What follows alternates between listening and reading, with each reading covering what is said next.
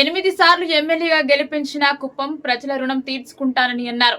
రాయలసీమకు నీళ్లు వస్తే వైసీపీకి జీర్ణం కాదని ఆయన విమర్శించారు. రాయలసీమ అభివృద్ధికి బ్లూ ప్రింట్ సిద్ధం చేసుకున్నాం. అన్ని రంగాల్లోనూ సీమను అభివృద్ధి చేసేలా మా దగ్గర ప్రణాళికలున్నాయి. దీంట్లో భాగంగానే రాయలసీమకు హంద్రి, నీవా కాల్వల విస్తరణ ద్వారా కుప్పం చిట్టచివరి భూములకు నీటిని అందించాం. రాయలసీమకు నీళ్లు వస్తే వైసీపీకి జీర్ణం కాదు.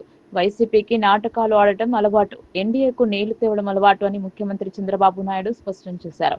కుప్పం బ్రాంచ్ కెనాల్ వద్ద కృష్ణమ్మకు సీఎం చంద్రబాబు జలహారతి ఇచ్చారు. హంద్రి, నీవా కాల్వల విస్తరణ ద్వారా కృష్ణా జలాలు కుప్పం చివరి భూములకు చేరాయి. శ్రీశైలం నుంచి 738 కిలోమీటర్లు ప్రయాణించి కృష్ణమ్మ కుప్పానికి చేరుకుంది. దీంతో కుప్పం ప్రజల చిరకాల కోరిక నెరవేరింది. ఈ సందర్భంగా కుప్పంలో పర్యటించిన చంద్రబాబు తన నివాసం నుంచి కుప్పం బ్రాంచ్ కెనాల్ వద్దకు ఆర్టీసీ బస్సులో మహిళలు, రైతులతో కలిసి చేరుకుని జలహారతి ఇచ్చారు. సంప్రదాయ పద్ధతిలో పంచె కట్టుకుని కృష్ణమ్మకు జలహారతి అందించారు. వేద మంత్రోచ్చరణల మధ్య కృష్ణమ్మకు పసుపు, కుంకుమ సమర్పించి జలహారతి ఇచ్చారు.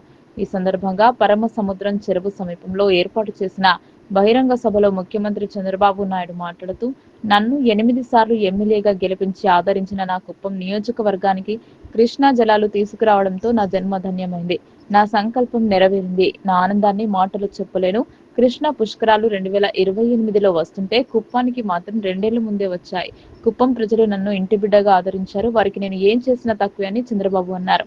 ఆనాడు ధవళేశ్వరం ప్రకాశం బ్యారేజ్ నిర్మాణంతో కాటన్ దొర కృష్ణా, గోదావరి జిల్లాల పరిస్థితి మార్చేశాడు. అందుకే కాటన్ దొరను అక్కడి ప్రజలు ఆరాధిస్తారు. అలాగే ఎన్టీఆర్ కృష్ణా మిగులు జలాలు సీమకు తేవాలని సంకల్పం చేశారు. సీమను సస్యశ్యామలం చేయాలని కలలు కన్నారు. సీమలో పశువులను బతికించుకోవడానికి రైళ్లలో నీళ్లను తెప్పించిన పరిస్థితి నాడు ఉండేది. వేరుశెనగ పంట వేస్తే కనీసం విత్తనాల ఖర్చు కూడా వచ్చేది కాదు.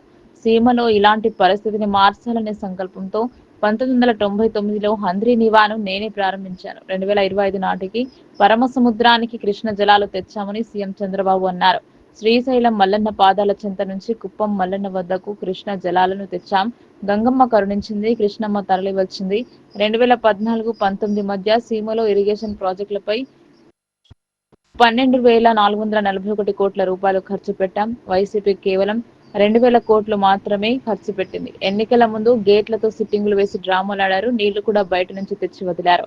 వారు విమానం ఎక్కేలోగానే ఆ నీరు ఇంకిపోయింది. అబద్ధాలు చెప్పడంలో వైసీపీ దిట్ట, అసత్యాలు సుసాధించడంలో ఎన్డీఏ దిట్ట. నేను వెళ్లేలోగా నీరు ఇంకిపోతుందని తప్పుడు ప్రచారం చేస్తున్నారు. ప్రతి చెరువుకు నీరిచ్చే బాధ్యత నాది అని సీఎం హామీ ఇచ్చారు.